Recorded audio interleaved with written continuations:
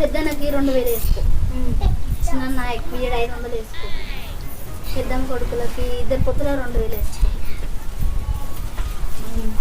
పెద్దన్న దోస్తులో చిల్లర ఒక 500 వేసుకున్నాం.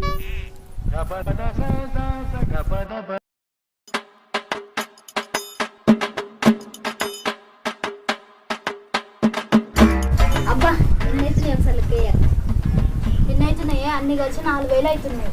నీకు 2000 నాకు 2000, ఇద్దరికి 2 జతల బట్టలు వస్తాయి అక్క. తక్కువ పెట్టుబడితో ఎక్కువ ఆదాయం అంటే ఇదే అంటారే అక్క. ఏం గుసగుస అనుకుంటారేమే. ఏం లేదే నాయనమ్మ, రాఖీల పండుగ వస్తుంది కదా, తక్కువ పెట్టుబడితో ఎక్కువ ఆదాయం అని ఆలోచించుతున్నాం.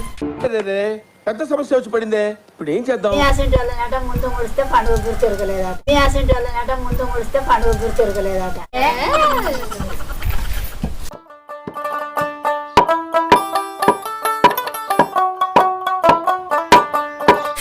ఈ కాలం కూరలే అట్లుండ్రు. పండుగ కంటే ముందు మురుస్తారు, 10 రోజులు పండుగ ఉందనగానే మురుస్తారు. పండుగ నాడు పండుగలు ఇస్తారు.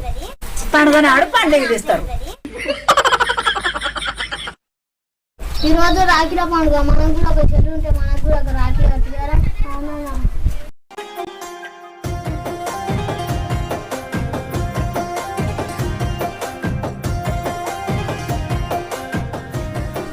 నాకిట కన్నెన తమ్ముడు ఉంటాడు, నేను గిట మంచిగా రాఖీ కడదు. తోడ పుట్టిన తోడు అనుబంధమై నేడు రాఖీ రక్షాబంధము నీవే. అరే ఆడిపించుకుందామారా, మోరతా ఆడలేందుకురా.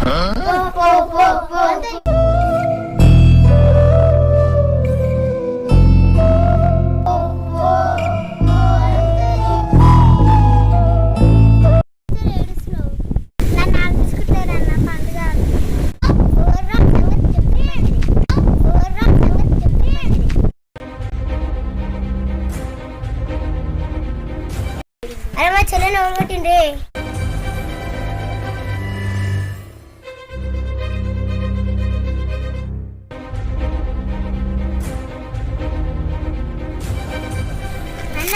రాఖీలు బాగున్నాయి కదా? అవును చెల్లె. ఎవరు ఏడ్చినట్టు సౌండ్ పడుతుంది. అవునన్నా పోయిందా? అరే ఎందుకు ఏడుస్తురా? అరే నీకంటే చెల్లు ఉందిరా, నాకంటే చెల్లు లేదు, నాకు రాఖీ కట్టలేదురా. అరే మీరు మా దోస్తులు, మా చెల్లి కూడా నీకు చెల్లండి కదా, మా చెల్లె కట్టలేదురా నీకు రాఖీ.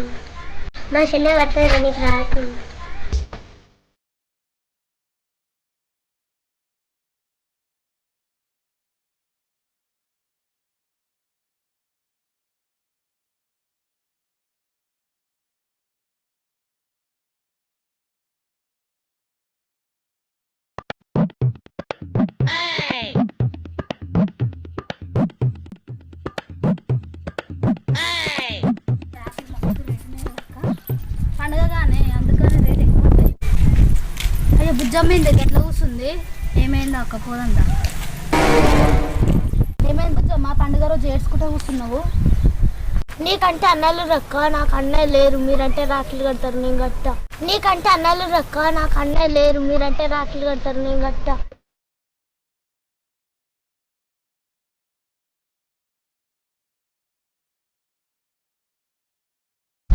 అయ్యో ఎందుకు బుజ్జమ్మ, మా అన్నలు నీకు అన్నలాంటి వాళ్ళేగా, మా అన్నలు వద్దు కదా బుజ్జమ్మ.